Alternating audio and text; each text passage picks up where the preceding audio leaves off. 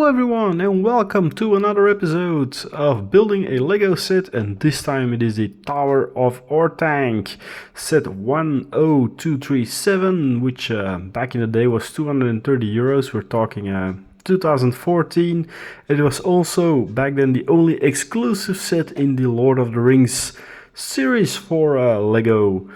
The finished build measures almost 75 centimeters in height, so it's a big thing. And, well, it's just damn cool. Only just, well, a lot of black. And I got a 10% discount because there was a corner damaged on the box, which I didn't even see. So, kudos to the Lego store employee back then.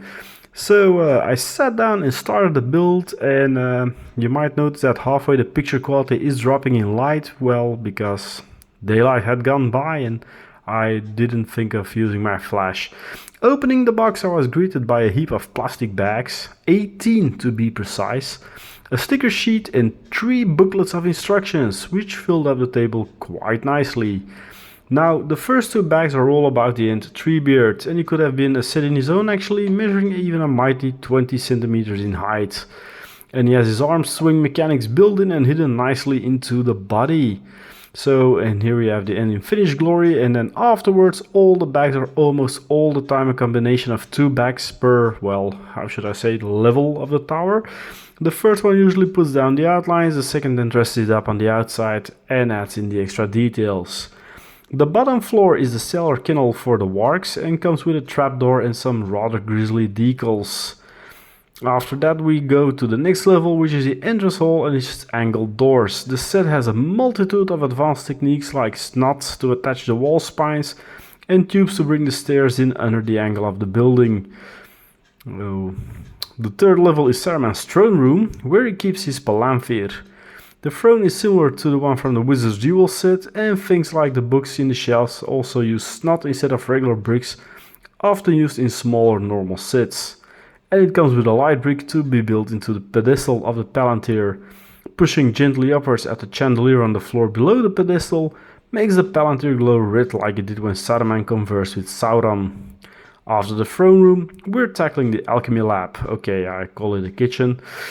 One of the now smaller levels in the tower, as we are over halfway and its height is starting, well, to work towards the point of the spire.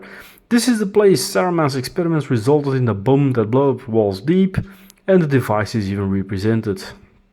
The tower is full of those kind of details, and that's what makes it one of the big sets, because after the lab we come to my favorite level, the study. Great looking decals here really make all the books and the documents come to life, while covering the walls are paintings of all the 5 Ishtari, including actually the 2 blue ones. With the study and the alchemy lab now completed, we are attaching that to the tower as well. By now I was building seated, but had to stand up to do those things as it started to get higher and higher. By the end step, I even had to build standing straight as I couldn't reach the top from a seated position anymore. The next level is the armory, a small room displaying various Uruk-hai equipment as well as fold-up siege ladders as Isengard prepares for the invasion of Rohan. And that was the final of the interior levels. Next was the start of the spire top, with the platforms where Gandalf had been held prisoner after he discovered the treasury of Saruman.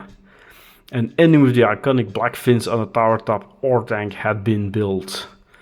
Of course, this once again left me with a lot of leftover pieces, but these are actually usable thingies. The white legs form the option of having Saruman either in walking clothes or his elegant robes. Of course, I picked the latter. Which brings us to the minifigures. The set contains 5 regular minifigs with Saruman, Grima Wormtongue, Gandalf the Grey, a regular orc with a grappling hook and an armored Uruk-hai, as well as a great eagle, a Gwaihir, who flew to the rescue of Gandalf in the movies. I decided to have a regular orc battle it out to Treebeard. Well, if Unikitty or Groot or all those small droids in Star Wars are considered minifigs even though they are built from regular bricks, does the venerable Ent count too? Gandalf and Gwaihir were posted atop the spire to recreate the moment Gandalf escapes the clutches of Isengard, and the Dark Servants walk the halls of Orthanc as Saruman concords with his new master. All things done and built, the tower has now taken its place on the display shelves. Well, I had to change back then some things in space because, well, size. But yeah, it was a fantastic build, an awesome looking model, and really, really worth getting. Even now, almost, well, 12 years later. Thanks for watching, and I'll see you again next time. Bye bye.